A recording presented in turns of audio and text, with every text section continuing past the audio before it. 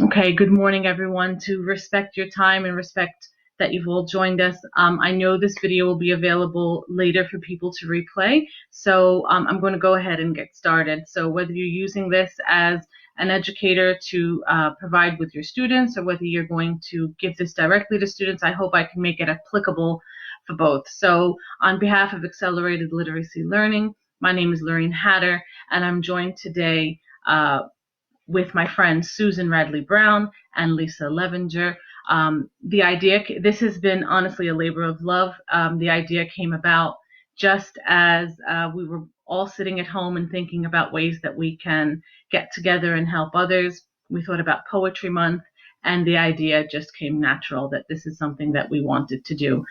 It is April and it is Poetry Month, and we thought that we would begin the month and provide some ideas of how we can really ignite a love for poetry. So if you're joining us, someone who's on the younger side, and we're all young at heart, so welcome. And we're going to begin by just thinking about, we're going to open every session. We're going to try to come to you live every day this month and provide you with opportunities to listen to some poetry, enjoy poetry, and then think about ways we can use poetry to share our feelings. And in today's particular session, we're going to think about how poetry and poems are words that are put together, and those words create meanings and pictures in our minds. And we're going to work together to see how we can help us, as well as our children, think about how those words create pictures, and maybe with those pictures, those can be the seed for the writing of their own poems. So let's get started. We will start each session with a poem just to read for appreciation. So find a comfortable spot, get ready to listen with me, and I've selected a poem to start the day off with, okay? So here we go.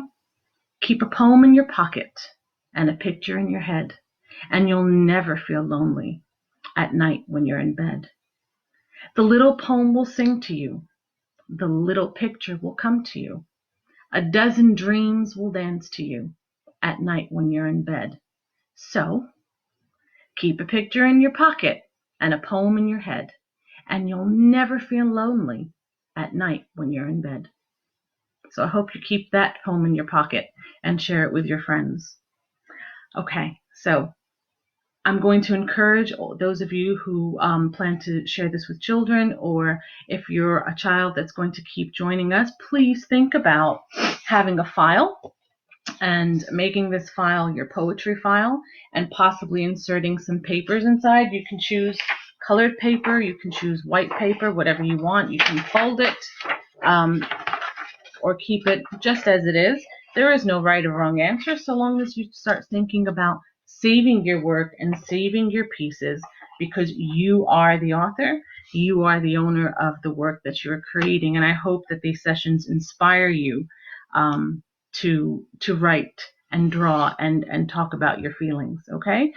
We're going to start by looking at a poem, and I've got it on the back screen so you can follow along now. This is a poem that's got words inside, and these words are going to help us create pictures in our minds. So I'm just going to read it slowly, and I want you just to think about it, okay? Sunset by Lillian Moore. There's a dazzle in the western sky. Colors spill and run.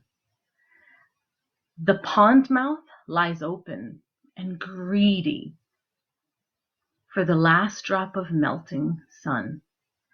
Think about that poem and think about the visuals that are starting to arise in your mind. The poem is called Sunset. So there is a dazzle in the western sky, and think about that word dazzle and what that word dazzle can look like. What do you think about when you think of that word dazzle? And I would encourage anyone who feels like posting something or asking a question or giving some answers, that would be great. What dazzles to you? What do you think of when you think of the word dazzle? I know in preparation for today, I was thinking about what dazzles, and I thought about the heart that I'm wearing, and that dazzles because it sparkles to me, and it's got so many colors in it. What dazzles to you? And it talks about colors that spill. What would color spilling look like? There's a mouth of a pond that's coming, and it's open greedily, trying to get that melting sun. Can you envision the sun? Is that sun sort of kissing your face, that warmth? Do you feel it? Okay, with those ideas in mind, I want you to start really painting that picture in your mind. Use the words. Use the words to paint those pictures in your mind. And Sandy said that dazzle makes her think of something magical. Okay, great thinking. I'm going to read it once more, and I'd appreciate if you have any thoughts, feel free to type them in. There's a dazzle in the western sky. Colors spill and run. The pond mouth lies open, greedy for that last drop of melting sun. Can you start imagining what that picture would look like if you were to take some paint or some pastels, crayons, or wooden colors? What would your canvas paint like? Where would your sunset be? Can you see it formulating? Think about the pond. What colors would you start mixing and making? Diligently drawing and writing. Where would you go? Where would you go? What are the pictures? What are the colors? Where are they? Okay. Okay, I'm going to share with you, and the next part of this sort of virtual experience is that we would want children to draw something, take some paint, take some colors, and create their own pictures of what they imagined in their head. So I'm going to share with you some ideas that we've got through Accelerated Literacy Learning, and these are some pictures that children created, and these would be sort of your brainstorm. Looking at that sunset, looking at those colors. Can you imagine what your canvas would look like, what your creation would be?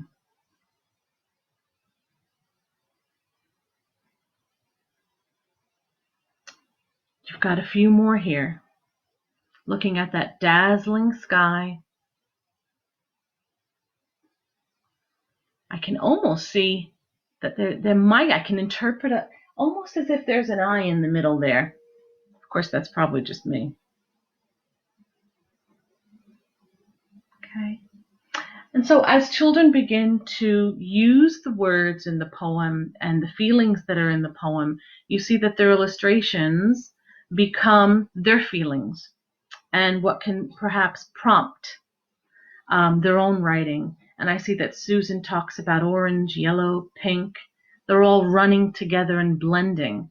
And that's a really great observation. And I hope that you can see that through the drawings that the children have created. So by them drawing something that they own and that they're familiar with, they're more likely to be able to talk to you about the thought process. And with some children, they can talk to you about it, and you might be their scribe, while others, they choose to put their own thoughts on paper to create their own pieces of writing. Got one more. Their interpretation. There's a dazzle in the western sky. Colors spill and run. The pond mouth lies open, greedy for that last drop of melting sun. Okay. There's one more. And the author of this creation wrote some words and their ideas. Yes, Lisa, I agree with you. Thanks for your contribution. Thinking about a pond that's near her house is something really familiar and comfortable. And they paint images in your minds. Thank you so much, Lisa. They do. They do. So through this lesson and through this activity, through these like poems, we would get the children to really imagine where they would take it and how they would paint it.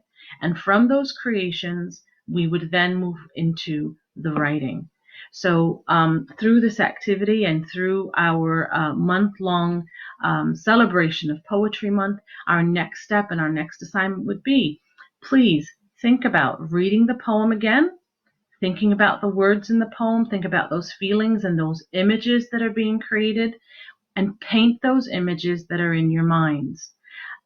If you do that, please submit them. We'd love to share them tomorrow. I know Lisa would be happy to celebrate your work and celebrate the drawings that you make.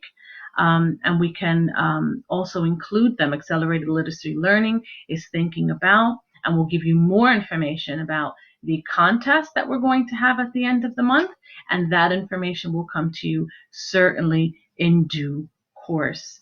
So I hope that you've enjoyed the time with me today. I hope you've enjoyed thinking about how poetries paint images in our minds, how the words in them create a feeling and a visual in our minds.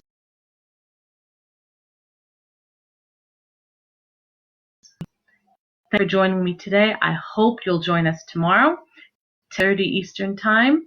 Lisa will be right where I am from her own place, and I look forward to seeing everyone. Thank you, everyone, for joining us. Sandy, the words of a poem dance across the pages of a book, and I hope that you'll take your paintbrushes, and I hope that your colors will dance across the page. I look forward to seeing what you post or upload, and I'll see you guys really soon. Have a great day. Be well. And I just wanted, before we go, I just wanted to remind you of having your own poetry folder, like, share, and upload. And I hope you enjoyed the music at the start of the session. And I just wanted to thank a few people who made this happen. Susan, Lisa, Richard, Tim, and all the friends that were backstage giving ideas, and that other very important person there, Hannah, my daughter. She was my tech support, and she was my prompter back there. So have a great day, everybody, and be well. Bye-bye.